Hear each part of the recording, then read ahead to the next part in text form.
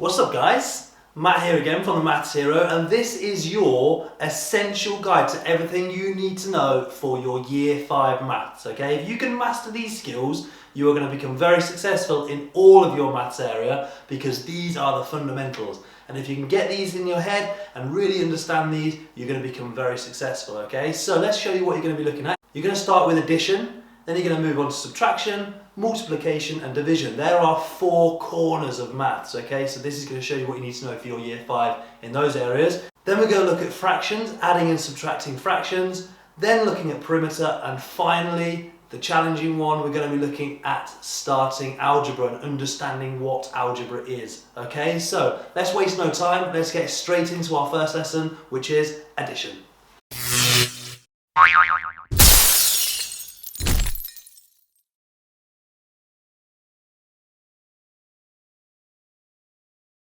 Okay, before we can do anything, what is a multi-digit? Well, a multi-digit is any number that's got more than one digit place. So 1 to 9, 1, 2, 3, 4, 5, 6, 7, 8, 9 are all single digit numbers. Anything above that, 10, 11, 12, all multi-digit. The number 19, double digit. We've got a 1 and a 9. A 9 in our units, a 1 in our tens. If we look at a great big number, 25,423, that's a 5-digit number because we've got 5 digits going along our place value chart. Okay, so with that in mind, let's move on. Our first question, 333 and 651. Now we are going to be perfect mathematicians today and we're going to set our work out beautifully to avoid making any small mistakes. So the first thing we always do when looking at anything in column method, we always set out our work neatly. So let's do it. Units, tens and hundred, put our equals bar across, our add sign for good measure to remind ourselves we are adding today, and we are good to go. Now, if any of you have watched any of my other videos, I think it's a great tip to bring this top bar down because we are going to be using that column potentially, that row potentially later. But wait! Does it matter which way round we put these numbers in our question? If we add 333 to 621, do we get the same as adding 621 to 333? Let's pause a second and let's look at it in this scenario. If I have 11 add 4, we get 15. I can represent it here with these images. If I switch these around and add 4 add 11, I still get 15. And that is because addition is commutative. It doesn't matter which way around we put our question, we're going to get the same answer. Let's go back. Okay, so we are ready to begin. Where do we begin? Well, we always start at our smallest value. And in this case, we've got a 3 and a 1 in our units column. So we are going to use our basic addition facts, and we're going to simply add them up. 3 add 1 is 4, so we just drop it into our equals bar. 4 units. Next, we've got 3 and a 2. 3 tens adding to 2 tens. A 30 at a 20 gives us 5 tens. Okay, good. Our tens column complete.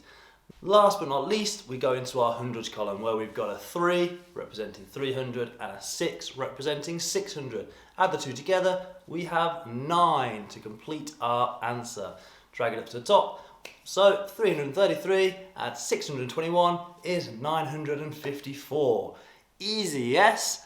Well, the observant ones will see a little green chili in the corner. This was a very mild question. Stage 1 I like to call it, or a green chili challenge. Okay, so let's have a look now at a yellow chili challenge. Let's see how this can get a little bit harder, okay? Let's have a look at the number 434 at 881. Now, same thing, we're gonna lay out our columns exactly as we should, put all our things in place, our units, tens and hundreds, our addition sign, and our equals bar, okay? Perfect, we are looking good. Remember, let's drop that bar down so that it gives us that spare row. We're gonna see how we're gonna use it in this question, okay? Where do we start? Well, we know now we start in our units column. We always start in our smallest value whenever we're doing any form of column work, addition, subtraction, multiplication, anything like that. We always start with our smallest value. So here we go. Let's start with our smallest value. Our units, adding 4 to 1 equals 5. Nothing difficult there. Same as stage 1, same as our green chili challenge. Next question, 3 add 8. Okay, we have 3 and 8. 3 add 8 is 11. So we have a difference here. If we were to put 11 straight into our answer bar, we would be taking the place of our hundreds already, and we haven't added our hundreds yet. So we need to think about what this all represents and what we're going to do with this number. So we've got 11 tens, or we could look at it as 110 as the answer to this bit of our question. So we're going to use what we know of place value, that we haven't yet added our hundreds yet, and we're going to add this 1 into that column in that spare row, waiting for our hundreds question, okay? Which means we're going to add our 110 in our tens column in our answer section. But we haven't yet done our hundreds, so we're going to put this 100 up there, okay, waiting. Now we can answer our hundreds. I've got a 4, an 8 and a 1. Add them all together, gives me 13. So again, gives me a 2-digit answer. But different again, we have no further question. We don't have a 1,000 column ready, so we can just put our full answer in there. Put the 13 straight into our answer. A 1 in our 1,000, a 3 in our 100, leaves us with a grand total of 1,315. The answer to 434 add 881 is 1,315. This is called regrouping or bridging, depending on where in the world you're from. It means the same thing. We are just moving our number digits into the next column when we need to. We understand that if we were to add an 8 and a 7, we get 15, which is a 10 and a 5. So we can move that 10 into the next column waiting for us, okay? So very straightforward. It just takes a little bit of thinking. If you are struggling with it and you think, whoa, this is brand new to me, I've never seen anything like this before, rewind the video, have a little look at this question one more time, okay, before we move on to our red chili challenge. Okay, red chili challenge. Now you might be thinking, Mr. Maths Hero, this looks easy. This looks just like a stage 2 question, but it's not. We have got different amounts of digits in our question. We've got 962, which is a 3-digit number, and we have got 89, which is a 2-digit number. Now I cannot tell you how many times I have seen this mistake where children or adults even put these in the wrong column. So we need to understand place value again. You are going to get sick of me saying place value, but it is very, very important. So we need to understand what the value of these numbers are and where to put them. If I was to put my numbers over here and line them up like this, I have changed the whole value of our 89. And I have actually turned our number, using our placeholder here to represent where we've left a gap, we've turned it into 890. We've completely changed the question, so we are going to obviously get the wrong answer. So, what does our number represent? 89 is 8 tens, 9 units. Let's just put it in like that. 9 units, 8 tens. We know we're not going to make any mistakes. Now, we do have a gap here. We can put a placeholder, or you can leave a gap. It's up to you if you know that that's a gap there, or if you know that there's a 0 representing that. It doesn't change the value. Whichever you're more comfortable with is fine by me, okay? I'm going to put this little half 0 there so you can see it there or not there. Okay, let's start again.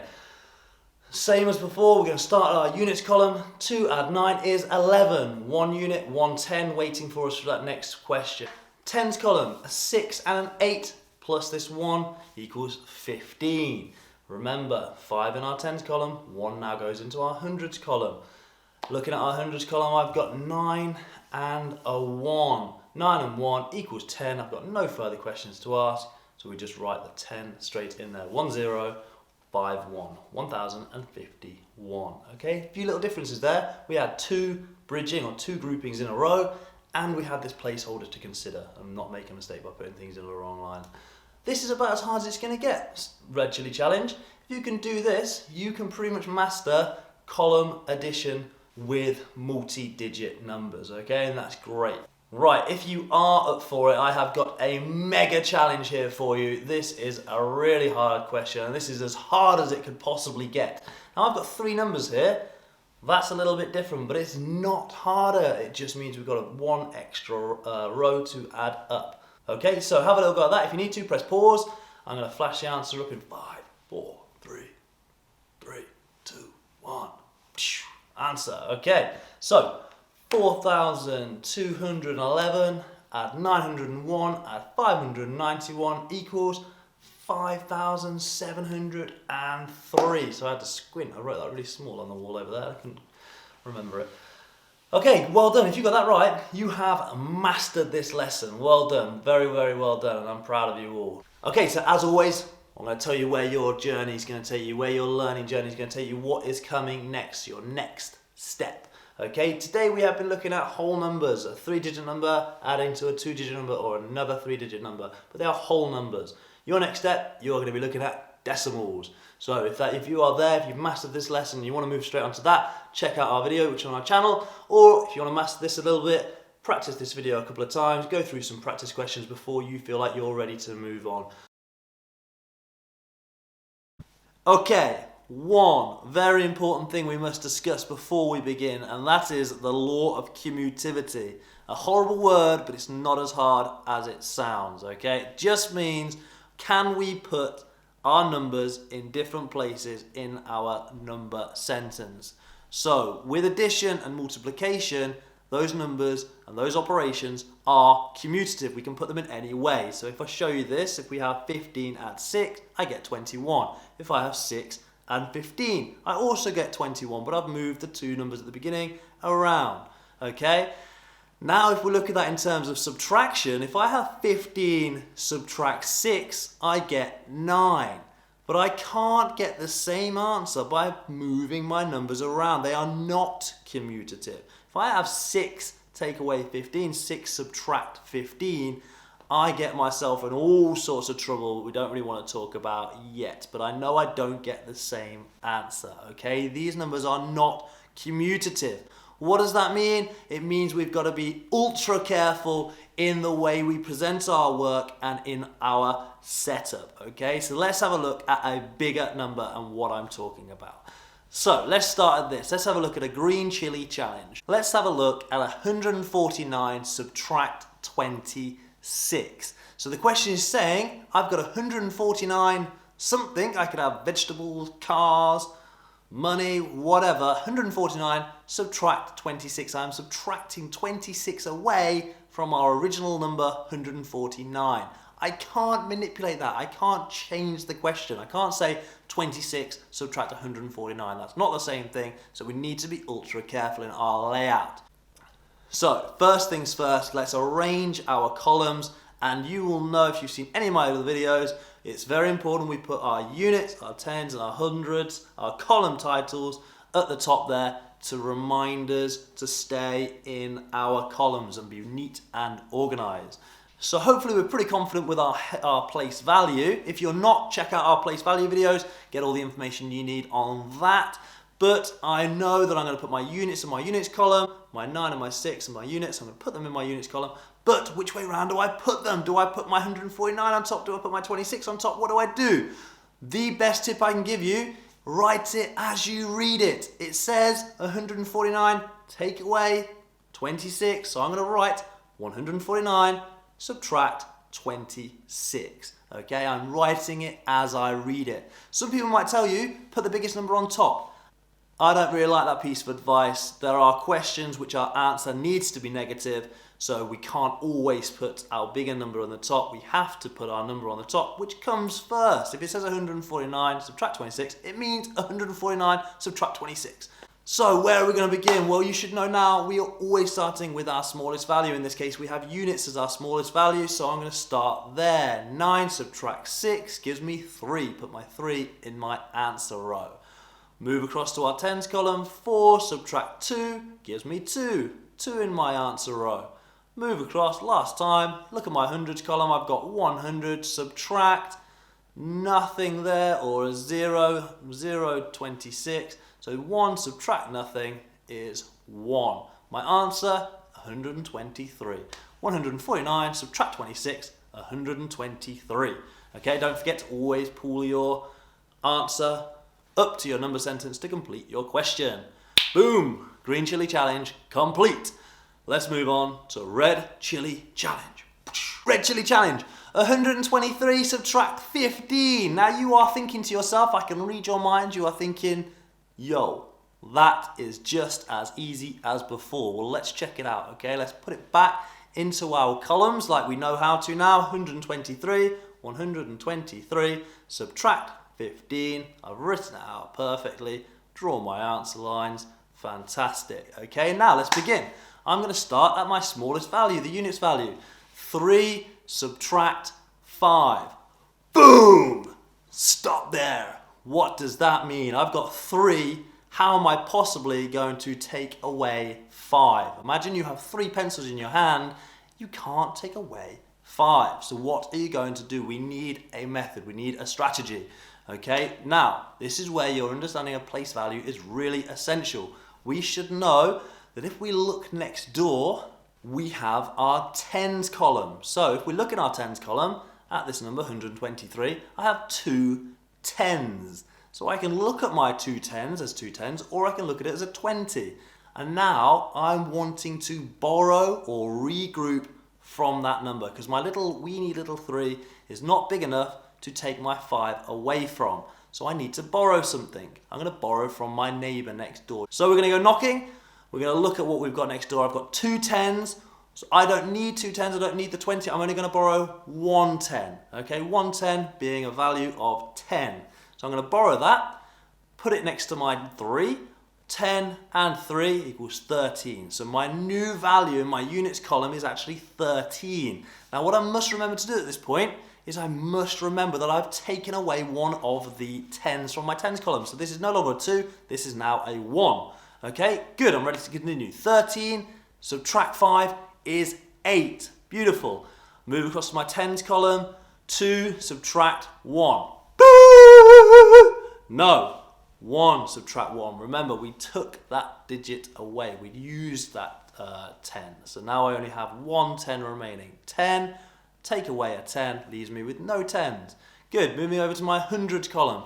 1, subtract 0 again is 1, leaving me an answer of 108. Now let's remember, we always finish our number sentences, drag it up. 123, subtract 15 is 108. You've just done a red chili challenge. Okay, let's take this time. I'm going to throw 3 questions on here. I'd like you to stop, pause the video, take some time to have a look at these, see if you get them right. If you get them right, great. If you don't, go back, rewind the video and see where you might have made a small mistake. Okay, press pause. I'm going to come back to you in 5, 4, 3, 2, 1, boom. Okay, good, I'm back. So, throw the answers on the board. See how you got on. Hopefully you got them all right. If you did, great. You have just mastered this lesson. If not, don't sweat it. Go back, check it out, see where you might have made a mistake, correct it, and have another go. Okay? So let's just recap the important aspects of this lesson. Firstly, the layout is really important, not just to remember your column titles this time, but also the order you write your question. Remember, you write it as you read it. It's a good tip. Remember it. Next, presentation. Presentation. Okay, maths is all about organizing and being neat and avoiding those small mistakes. So make sure you're writing nice and neat in those columns. Last but not least, we start at our smallest value and we borrow from our next column along, our bigger value next to us, if we need to, okay? What's up guys, welcome back. I've got a brand new video. Today we are looking at multi-digit multiplication. So that is a multiple digit multiplied by a multiple digit. Okay, this is pretty high-end stuff, so check it out. Right, first, what is a multi-digit? Well, a multi-digit is any number greater than 9. So for example, 10, 11, 53, these are all multi-digit because they have more than one digit. Okay, the number 4 is just a single digit because it's just one digit on its own. And we can go all the way from 10 to infinity, will all be multi-digit numbers because they're all going to have multiple digits going along the place value chart. Okay, so that's very important to understand before we start. The reason that place value is so important to understand before we start is because we're going to use our understanding of place value to partition and break up our multiple digit so that it's back into more manageable chunks that are easier for us to multiply. But before we get into it, let's review what we've done so far in previous videos to understand where we're at now, okay? So our written method started with grid method. Now grid method was really useful because it really showed us what we're doing. We're breaking up those numbers and we're answering them in smaller chunks and then putting that number back at the end to give us our final total. Okay, so that was the start, but it was a bit long. We realised that when we got into bigger numbers, it got a bit long and a little bit laborious. So then we moved into formal written method, which is our columns. Okay, but we looked first at expanded method, which was a bit like grid method, but looking at it in the formal written method. So we still partitioned every part, and we still wrote down each individual question and did them in 4 or 5 different rows. Okay? Again, a good method for understanding our cognitive understanding and our understanding of what's happening, but it was a bit long. And our method after that still looked at multiple digit multiplied by a single digit, and we did it quicker using a similar method to, say, addition or subtraction, where we stayed on one row to answer each individual part. So if we were looking at 32 times 5, that first row would have 5 times 32 all in the first row, rather than having a second row for 5 times 2 and then the second row for 5 times 3.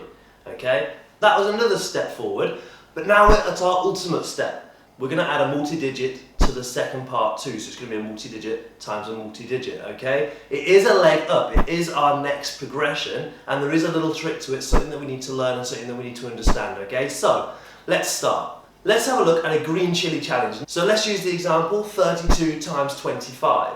We're going to start at our smallest value, but it's really important to understand what we're doing. Our first row is actually going to use this unit here times by 32, so it's going to be 5 times 32. And our second row, our last row, is going to be 20, which is what this 2 represents, 20 times 32. And we're going to add them together. So we're still partitioning it, but we're doing it a little more discreetly. And if we're not exactly sure what we're doing, we might make small mistakes, which is why it's really important at this stage to really understand exactly what we're doing and where our numbers and answers are coming from, rather than just following a process. So let's start together. Let's do 5 times 2. Well, 5 times 2 is 10.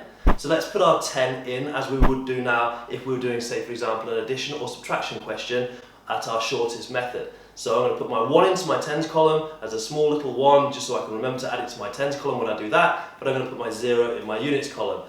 Now I can move on to my second part of the question, 5 times 3. Well, 5 times 3 is 15. I've got no hundred, so I can just put the answer straight in there, but I must remember to add on that 1 that I had in my tens column from before. So 15 plus 1 is 16. So the answer to 5 times 32 is 160. Okay? So, good. We've done that first row. Now I'm going to do 20 times 32, but I don't want to look at it as a 20, and here's the thing that's going to get tricky. Okay? Here's the thing that we need to understand. Here's the difference between this method and our previous method in terms of how hard it is. Okay, so we're going to include what's called a placeholder, because we want this whole question to be 10 times smaller to work with. We don't want to work with 20 times 32, we're going to still do 2 times 32. And to make it 2 times 32, we're going to make our answer 10 times larger, because we know it's not a 2, it's actually a 20. So let's make our answer 10 times larger by putting a placeholder. I'm sure you've all done this, but you might not be sure why. Okay, so we're putting this placeholder in there because if we do 2 times 32, we need our answer to actually be 10 times larger than that. Okay, so put this placeholder in there. Now I can treat it like 2 times 32 again.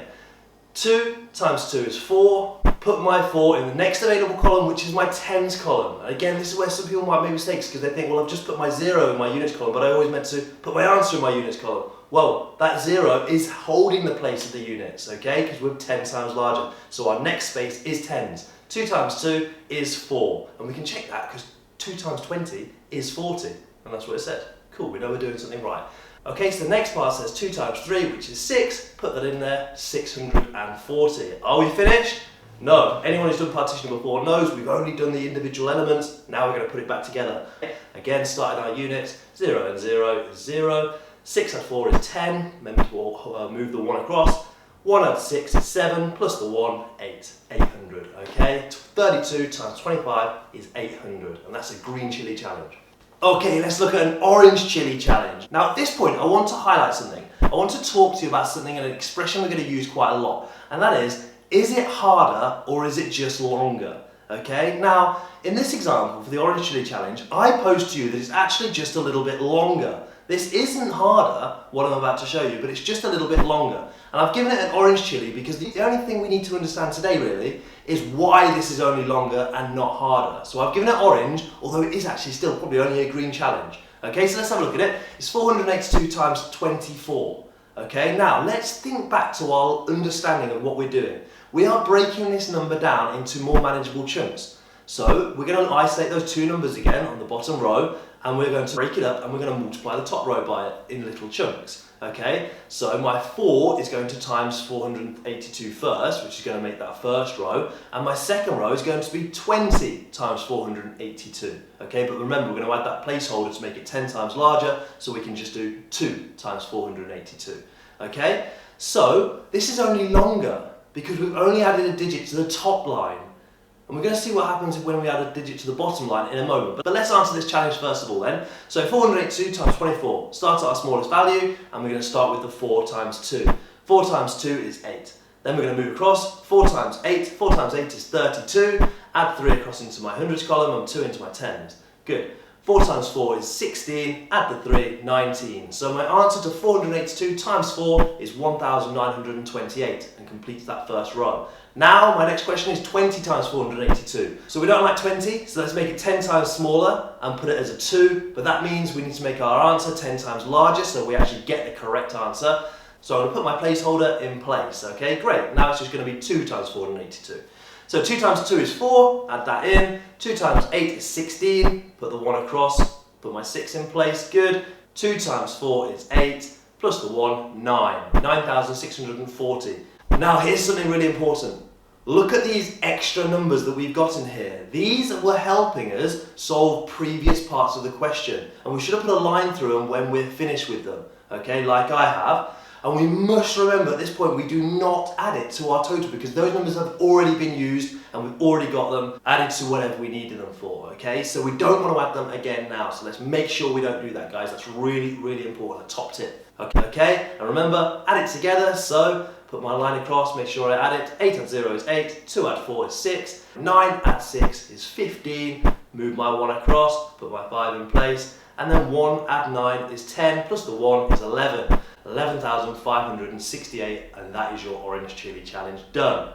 Okay, final stage, our red chili challenge. Now we are going to make this harder this time because there's an extra element we need to understand, okay? So I'm going to give us the question, 452 times 235. Now these are huge numbers now, so we've got to be really careful and we've got to be really precise. So we're going to carry on like we did before, and we're going to understand that we're going to partition it all, okay? So all we're doing for this first line, for this first row, is we're still multiplying 5 by 452. Okay, so 5 times 2 is 10, good. 5 times 5 is 25, add the 1 is 26. 5 times 4 is 20, add the 2 is 22. So our first row, 5 times 462, is 2,260. Okay, right, now our second row, same as before, we are now looking at this 3, but it's not a 3, it's a 30, so let's make it 10 times larger by putting in our placeholder, okay, because it's a 30. It's 10 times larger than 3, which is what we want to be dealing with. Okay, so just like before, 3 times 2 is 6, 3 times 5 is 15, 3 times 4 is 12, plus the 1, 13. So 30 times 462 is 13,560. Okay, great. Now, we've got an extra number. We've got this 2, this 200 here, okay? Now we want to do just like before and multiply it by the top row, so we're going to do 200 times 452, but I need to think about my placeholders because I can't just put one placeholder because that would mean the 2 actually turns to a 20. But it's not a 20, it's a 200. It's in our hundreds column. So I need, that's right, 2 placeholders, okay? Because 200 is 100 times larger than 2, the number we're actually going to be multiplying with. Okay, so I need to put 2 placeholders in now. Now we can just carry on like before. 2 times 2 is 4, making sure I put it in the correct column because I've now got 2 placeholders occupying the units and the tens column, so I'm going to put this straight into the hundreds column. So 2 times 2 is 4, and I can check that because 200 times 2 is 400. Okay, great. 2 times 5 is 10, so we've got a 1 across and put our 0 in the right place, and 2 times 4 is 8, add the 1 is 9. Okay, great, we've just done our third row. Okay, let's make sure we add it up. So 0 plus 0 plus 0 is 0, obviously. 6 plus 6 is 12, making sure not to include that other 1. 2 plus 5 plus 4 plus that 1 is another 12. And then 2 plus 3, add the spare 1 is 6. 1 plus 9 is 10. So we get 106,220. Now, anything beyond this level is just going to be longer. Now we could have a 4-digit number multiplied by a 4-digit number, and all that's going to do is add another row where we need to add 3 placeholders because we're looking at thousands now. We could look at a million times a million if we wanted to, okay? It's not going to make it any harder, it's just going to make it longer. But don't forget, sometimes when we do things longer, we might make mistakes. So it's really important that we check our work and are really, really careful, okay guys? Well done. So let's recap some really important things from today, guys. First of all, it's really important to put our layout and our numbers in the correct columns. This is really, really important today because we've got such a huge amount of numbers that we're going to be multiplying, and when you get into 4-digit numbers or 5-digit numbers and anything like that, you actually get a really big area where your answer is, and it comes out like a triangle formation as the number gets bigger and bigger. So if you're not in the right columns, it can look really messy and almost be impossible to make sure at the end when you're trying to add up, you're adding up the correct columns. So organisation and layout is really important. The second thing to understand is knowledge of partitioning and knowledge of place value. Understanding that when we're timesing 32 by 25, we can break it down into those smaller chunks and understand what chunks we are actually multiplying at the time. Okay? Next thing to remember is our placeholders. Placeholders are hugely important to understand, not just to do, but to understand. Okay? We need to understand what we're doing. If we're doing 25 times 32, and we've got the 32 on the top and the 25 underneath, then we need to understand that when we come over to that 2 part and we're timesing the 2 by 32, then it's not a 2, it's a 20. Okay, we're only wanting it to be a 2 because 2 is easier to multiply. Okay, so if we are making it a 2, we've actually made it 10 times smaller. Okay, so when we make our answer, we need our answer to actually be 10 times larger, what it's supposed to be. Okay, so placeholders are really important to understand. And the final thing, final recap, make sure that when we've done our answer, we don't just finish with the partitioned answer, we actually add it together to give us our grand total, because that's what we're looking for. We're not looking for the partition numbers, we're looking for that grand total. Okay, well done. Right, I'm going to put some questions for you on the board here, guys. I'm going to put 4 questions. There's a green, an orange, and a red. So challenge yourself.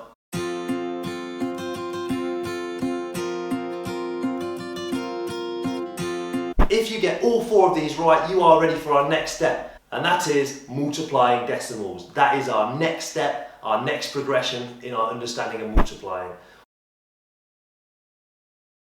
Right, before we can start, we need to think about what division actually means. Well, if I pull this question up, 12 divided by 3, we will learn that we can talk about division in 2 different ways. We can talk about it as sharing. If I have 12 lollipops, I can share them evenly between my 3 friends, giving them a total of 4 each. So 12 divided by 3, 12 shared by 3 is 4.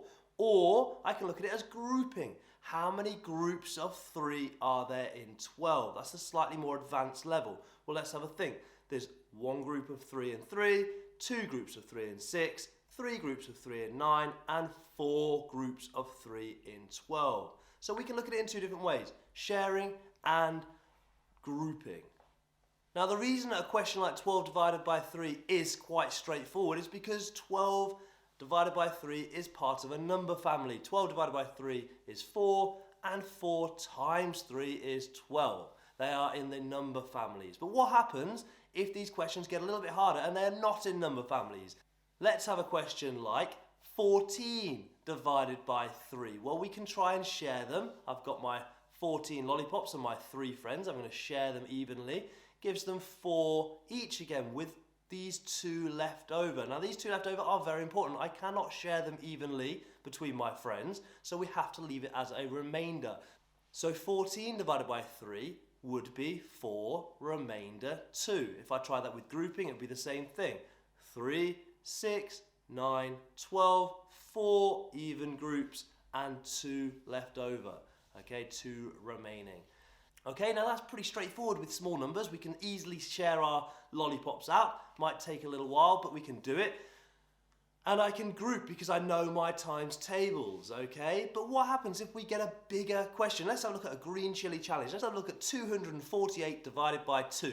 Now, I don't want to share out 248 lollipops. That's going to take me all day. And I don't want to have to go over my 2 times table all the way to 248. Again, that's going to take me a long time. So we need another method. This method is called the bus stop method. Now, we call it the bus stop because it looks a little bit like a bus stop. Now, we need to know, before we can start, we need to know where we are going to put our features, our parts of our question. So I'm going to put the dividend, which is the big number, the number we are trying to break up and share. I'm going to put that inside the bus stop. So I'm going to put my 248 inside my bus stop. Now I'm going to put my divisor on the outside, the small number, the one we are sharing the bigger number into. Okay, so my question now looks like this. How many 2's are there in 248? Okay, now before we can start actually solving this, let's think about our layout again. Let's put our hundreds, tens and units in to help us just understand what actually is happening, okay? Because we are going to start dividing along our bus stop, but I want us to understand exactly where our numbers are coming from and the actual real true value of our answer, okay? So, if we're going to look at this first part, 2 divided by 2, how many 2's are there in 2? Let's share it out. How many 2's are there in 2? Well, it's 1. We can share it evenly once. Okay, so how many 2's are there in 2? There are 1. Okay, but the question actually said, how many 2's are there in 200? And the answer is actually 100. Okay, so let's just keep that in the back of our minds just for our own understanding, okay? Now, the second part, how many 2's are there in 4? Well, if I share 4 between 2 people, I give them 2 each. So my answer for that section is 2. Last bit, how many 2's are there in 8? Well, the answer is 4, giving me a grand total of 124. Let's drag that back up to complete our question. 248 divided by 2 is 124. Great, green chili challenge, done. Okay, let's have a look where this can go. Let's have a look at a red chili challenge because they're not always going to be as easy as that. We could get complications as we're going to see now, okay? Let's have a look at 896 divided by 5. We're going to put our hundreds, tens and units up there just for our own understanding, but we're going to start in the same way. How many 5's are in 8? Okay, now let's go in our 5 times table. 5, 10. So we can't have 10. We've got one lot of 5, but then we've got 3 left over. Okay, let's have a look at that in sharing. If I have 8 and I try and share it evenly between 5, I give them all 1, but I've got 3 left over. Now I can't ignore this 3. I'm going to move it over into my next column and make my 9 a 39, okay? Because that 3 is actually worth 3 10s, okay?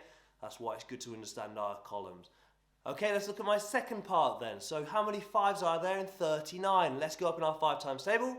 5, 10, 15, 20, 25, 30, 35, 40. I can't use 40 because it's over 39, so let's come back. 35 goes 7 times. So I'm going to put 7 at the top there. But what have I got remaining? I've got 4 remaining. Okay, so I'm going to bring that 4 over into my next column. Okay, last bit says how many 5's are there in 46? Again, let's do the same thing. 5, 10, 15, 20, 25, 30, 35, 40, 45. Can't go to 50, so I've got 9. What's the difference between 45 and 46? I've got 1 left over. So my answer is 179, remainder 1. 896 divided by 5 is 179, remainder 1. Okay, that's about as hard as short division can go. That is a red chili challenge. So I'm going to put these 3 questions up on the board. Take your time, have a little go at them. Put your answers in the comments section below. Let's see if you get them right. If you do, fantastic, let's move on. If not, take a little bit of time on this video and make sure you fully understand it before moving into our next video. Okay, so I'm going to put the answers up in 5, 4, 3, 2, 1. Okay, answers on the board, fantastic. Well done if you got them right. As I say, let's move into our next video then. If not, rewind, go back, see where you might have made a mistake and correct yourself, okay? It's all about making sure you've got a great understanding before moving into our next step. So what is our next step? We have been looking at short division today. A multi-digit number divided by a single-digit number. Well, long division, our next step is going to be looking at a multi-digit number divided by a multi-digit number. Okay, so if you're ready for that, check out our next video. Okay, so we are going to be looking at the basics of adding and subtracting fractions today. Now, if you've looked at multiplying fractions already, great. If not, don't worry. I personally think that looking at multiplying fractions before you're looking at adding and subtracting fractions is a good piece of advice. So check out our video on multiplying fractions if you haven't already, okay? But today we're looking at adding and subtracting fractions. So if you have looked at multiplying fractions, you will know that it's very simple. All we do is we multiply the top numbers and we multiply the bottom numbers. So if we have 3/5 multiplied by 2/4, then all we need to do is multiply the top numbers. 3 times 2 is 6. Bottom numbers, 5 times 4 is 20, giving our total of 6/20. But can we use that same trick for adding and subtracting fractions? Let's have a look. Let's have a look at a really basic fraction. Let's have a look at 1/2 add 1/2. Now we know that's going to be a whole. 1/2 of pizza and another half of a pizza is going to give you a whole pizza. Okay, so let's just see if that same tactic works for this. 1 add 1, looking at the top two numbers, equals 2. If we look at the bottom two numbers, 2 add 2 is 4. Now 2/4 or 2/4 simplified down is 1/2. 1/2 add 1/2 is 1/2. Okay, we've done something wrong. We cannot use this same trick. Okay, let's see why this does not work. We have a very important rule in mathematics, and that rule is something called the order of operations. Okay, now what that says in this rule is that we need to always multiply and divide before we add and subtract in any problem. And because fractions are just division problems, we can't do the addition before we do the division part, okay? So we can't add the top numbers and then the bottom numbers, because then we're skipping out the division part, okay? And we can't do that. Okay, so luckily we do have another trick. This is your secret tip. Don't tell anyone. Okay, but before I can tell you the trick, we need to look at a fraction and what it's made up of, okay? We have a numerator at the top and a denominator at the bottom. Our denominator at the bottom just is the name of our fraction. It's 1/5, 3/5, 5/5. It's a fifth. The value is fifth, okay? The numerator is how many fifths, the number, the quantity, how many fifths we have. 1/5, 3/5, 4/5. How many of that value do we have? Once we can understand that, once we can start to think of a numerator as the number, the volume, the quantity of the fractions we have, similar to saying 1 donkey, 3 donkeys, 5 donkeys. It's just the name of the fraction. So if we think of it like that, the numerator is how many we have and the denominator is what the name is, then we can just simply add the numerators or subtract the numerators to give us our new value. Okay, so if we look at that with our halves again, we have 1/2 add 1/2. So we're going to add our numerators. 1 add 1 is 2, but we're going to keep our denominator, the name, the same because the value of our fractions haven't changed. Okay, so 1/2 add 1/2 is 2 at the top, 2 at the bottom is a whole. Okay, then that's right. 1/2 add 1/2 is a whole. Fantastic. Let's see another example of this trick. If we had 3/15 add 4/15, we could have 3 elephants, add 4 elephants. 3 add 4 is 7. The name of the fraction hasn't changed, it's a 15th, so we have 7/15. Simple. And the good news, that works with subtraction as well. Let's have a look. If we have 5/10, subtract 2/10, what am I doing? I'm taking 2 away from the 5. 5 subtract 2 is 3. We haven't changed the value of the fraction, so we have 3/10. Simple. How easy could this be? Well, let's just pause a second. Let's not get carried away. Let's not think we are Albert Einstein all of a sudden, okay? We have got a little problem. All of our denominators are the same in these examples, okay? We had 1/2 add 1/2, 3/15 add 4/15, 5/10 take away or subtract 2/10. Now the name for this is like fractions. They are alike. We have 1/2 add 1/2. We had 3/15 add 4/15. They are alike.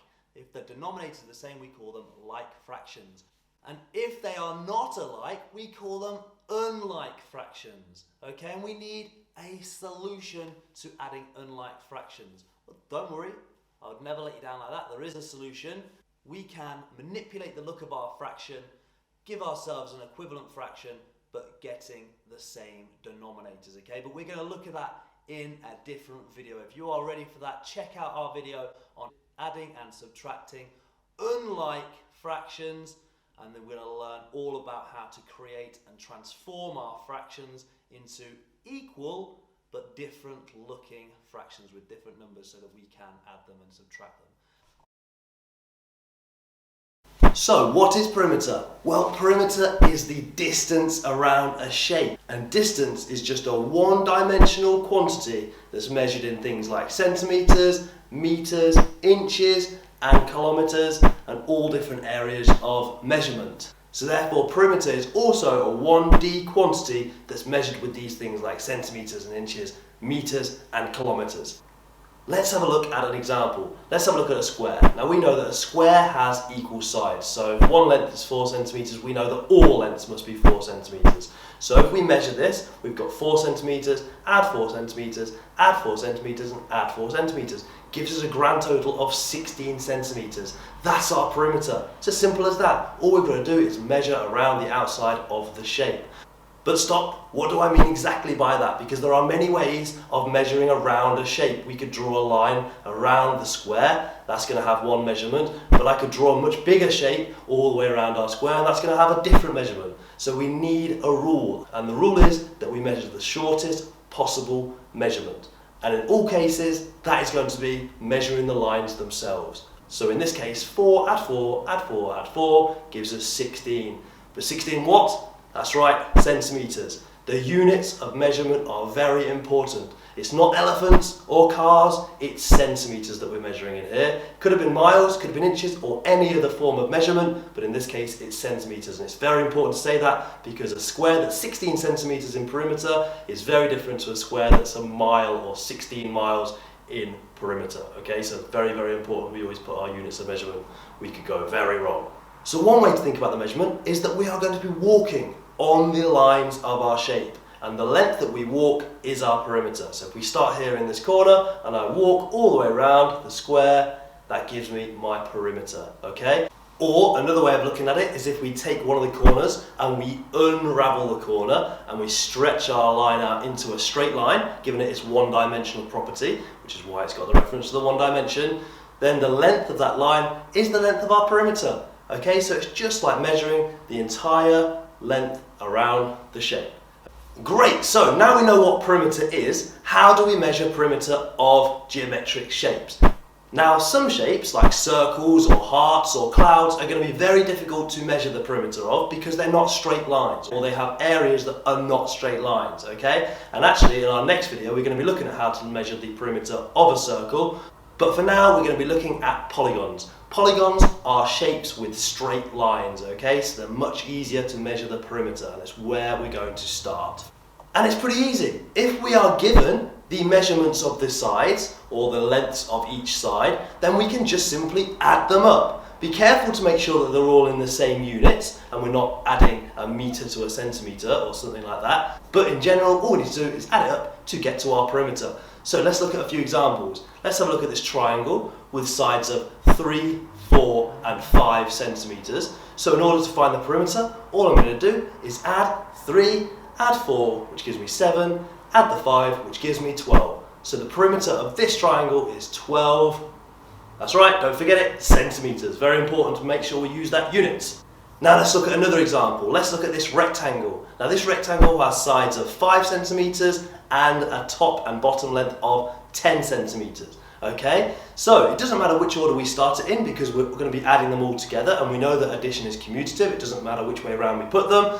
So we can start anywhere, and I'm going to choose to start with the tens. I'm going to add my two tens together, which gives me 20, add my two fives together, which gives me 10, 20, add 10 equals 30 centimetres. Very good. Okay, cool, another example done. Let's have a little look at something a little bit harder. Let's have a look at an orange chili, okay? An orange chili challenge. So, sometimes you won't be given all the measurements, and you've got to infer and decide what you think those measurements are based on the information you've already got, okay? So let's look at that same rectangle, and let's take away some of those measurements.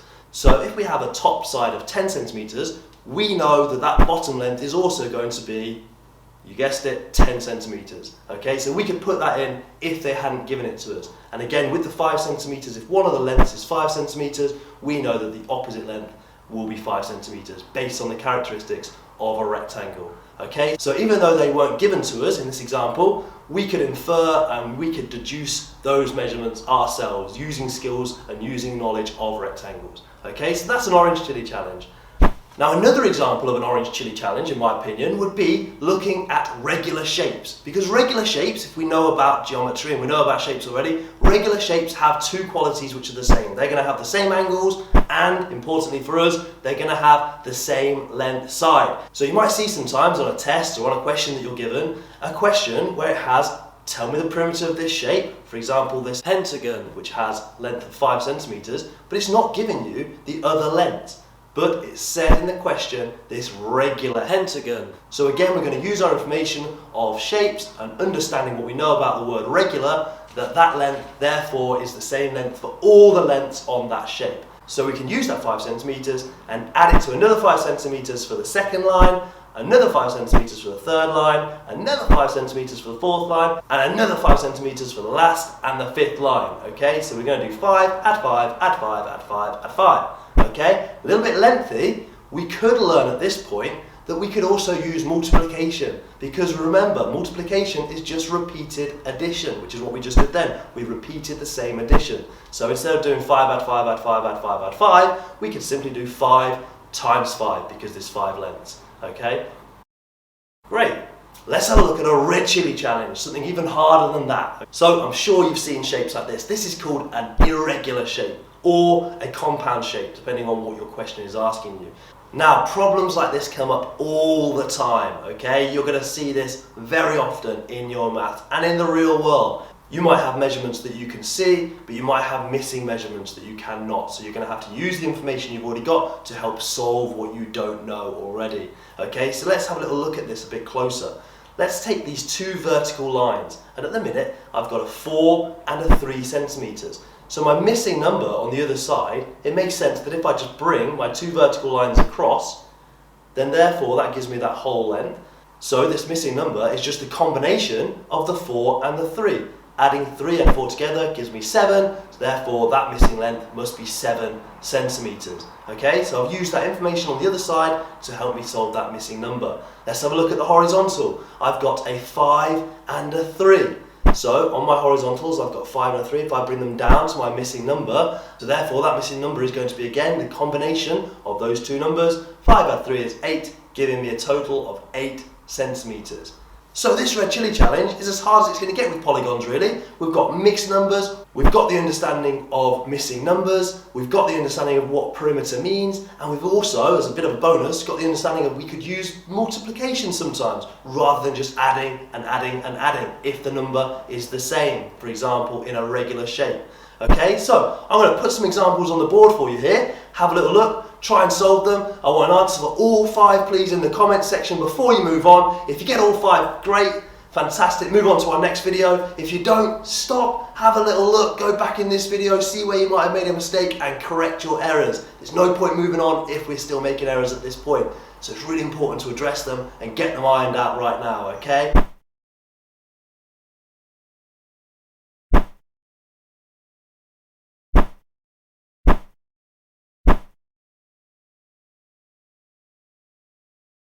Okay, if you got those right, that brings us to the end of the video, so well done for that. On our next video, we're going to be looking at how to work out the perimeter of circles. It's a bit challenging, so make sure we're really comfortable with this before we move on to that. So if you want to check that out, like and subscribe to the channel, guys. Thank you very much, but for now, I am gone. What's up guys, thanks for coming back to the channel. Today we have got a brand new video. We are starting a brand new unit of work. A bit of a dreaded unit, but we should not dread it. This is a fun and exciting and interesting unit of work. We are starting our work on algebra, okay? Now, today we're going to be looking at the basics of algebra, just an introduction to it to understand what we need to learn before we can move on to solving equations and things like that, okay? So we're looking at basic algebra today and the fundamentals that we need to learn before we can explore it too much further, okay? Let's check it out. Okay, so the very first thing you need to understand is that algebra is very similar to arithmetic. It uses the same 4 operations: addition, subtraction, multiplication, and division. But algebra introduces a brand new aspect, and that is the aspect of the unknown. When you are first looking at arithmetic, the only area that's unknown is the answer. So if we look at a very basic one, 5 add 10 equals unknown. The answer is not known until we go ahead and complete our question. A very important difference straight away between arithmetic and algebra is when we have an unknown in algebra, we use a symbol, okay? Now a very common symbol to be used would be X, but you can pretty much use any letter of the alphabet. X, Y, A and B tend to be the four main ones used, but you can use any letter. So in arithmetic, we would leave it as this. 5 plus 10 equals unknown. In algebra, we would have 5 add 10 equals X. The X in this case is a placeholder and it stands for the number that we have not got the answer for yet. So what we have created is a very basic algebraic equation. An equation is just a mathematical term meaning both things are equal. Both things on either side of the equal sign are equal. So it is saying that everything on this side of the equal sign has the same value as everything on this side of the equal sign. So in this example, the equation is telling us that what's on this side, 5 add 10, the known value, has the same value as what's on this side, which is the unknown value that we are going to call X. One of the main aims in algebra is to solve equations, finding out the unknown value, in this case, X. In this example, it's pretty easy to see that we have got 15. 5 add 10 is 15. And all we need to do is add 5 to 10, gives us 15. Therefore, 15 equals X, which is the same as saying X equals 15. Now this is an extremely easy example of anything to do with algebra. And that is why when you often see algebraic equations, they are a lot harder. And you might be given a much harder example like this. If we had X minus 10 equals 5, that is the exact same equation as if we had 5 add 10 equals X. But it's not quite as easy to tell what X is. So you could look at algebra like a game. You will be given big algebraic equations that it's your job to solve, simplify and find the value of the unknown values. And we are going to learn a lot more about actually solving equations in future videos. So make sure at this point you like and subscribe to the channel to not miss that.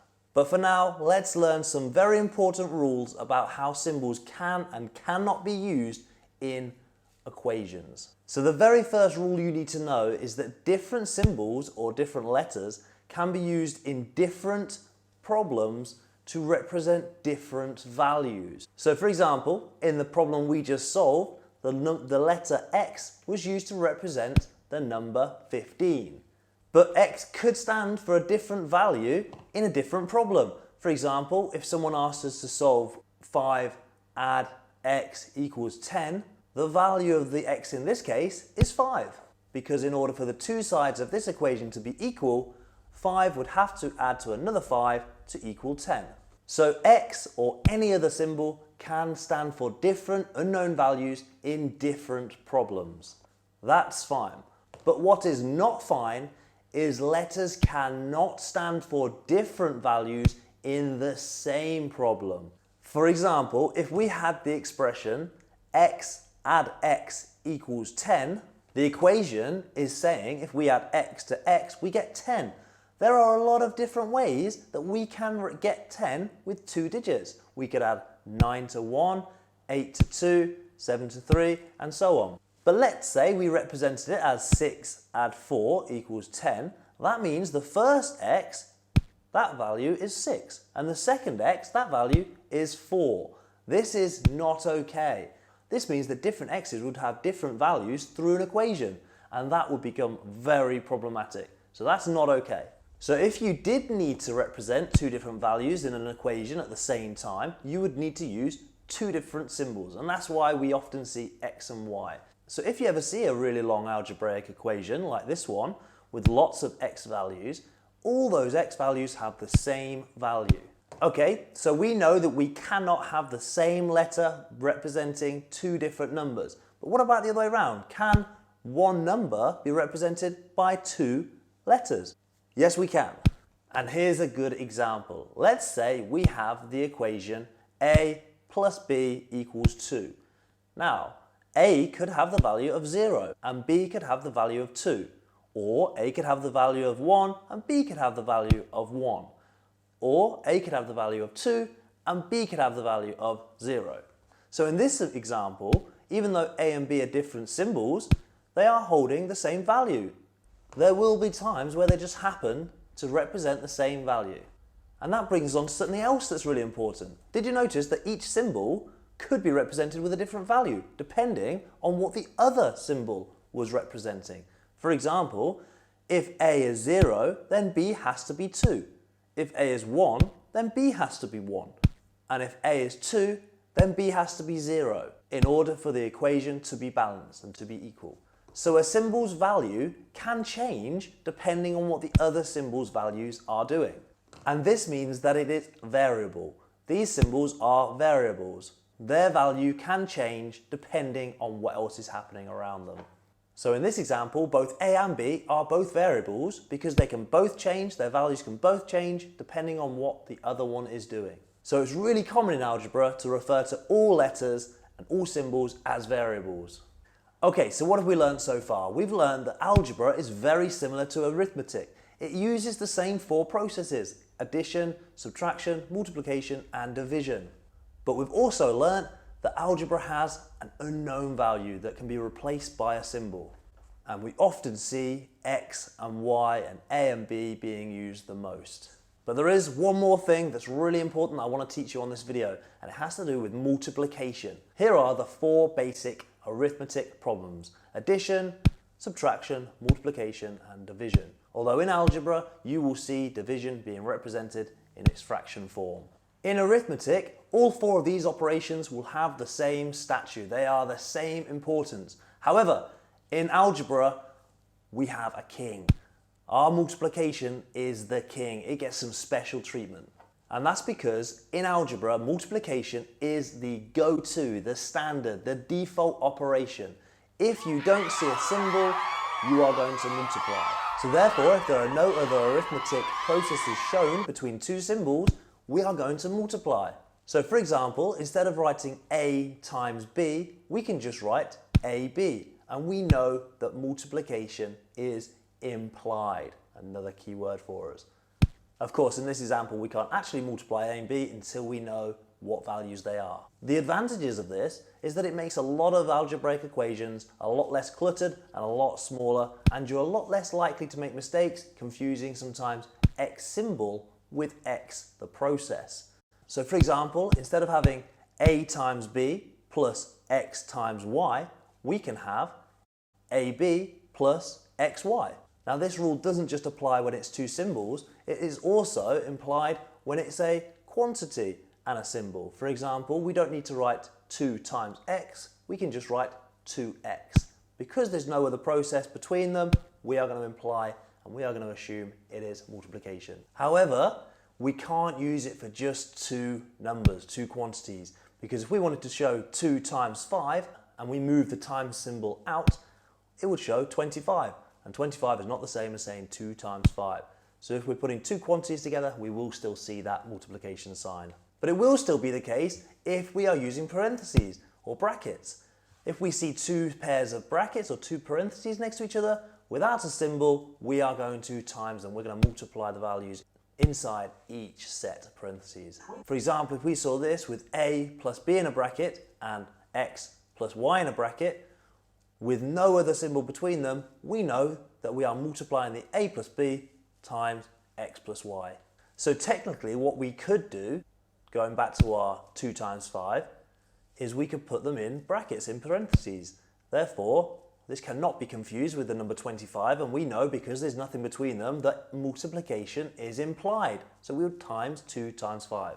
Or if we wanted to, because putting 2 separate individual things in brackets does look a bit strange in maths, we could put 1 digit in parentheses and leave 1 out. Again, multiplication is implied because there's no other symbol between it, so we would still do 2 times 5. Okay, so we have learnt that algebra is very similar to arithmetic, but we have unknown values that we need to solve the equation to get to. We've also learnt that in algebra, the multiplication sign is king, and if there's no other sign there, we are going to use that as our default. Now I know what you're thinking, is algebra useful? Why am I learning this? And the answer is yes, they are hugely important, and that's very difficult to see when you're just looking at a bunch of numbers and letters on a page. But when they become very obvious and very helpful is when we start to graph these equations. For example, there is a whole group of algebraic equations that are called linear equations, and that is because they create a straight line across a graph. Those kind of equations are really helpful to tell you the slope of a ramp, or how long it's going to take to get somewhere or do something. Another class called quadratic equations can be used to design telescope lenses, or to describe a trajectory of a ball that's thrown, or predict the growth of population. So algebra is used all the time in fields like science and engineering and other forms of mathematical careers. And if you ever wanted to set up your own business, you would use algebraic equations to work out your profits and work out your potential profits. So this is a really interesting and exciting avenue of maths. Guys, thanks for watching. Check out our next video to begin solving algebraic equations. But for now, like and subscribe to this channel, please. It's really helpful. Maths Hero gone.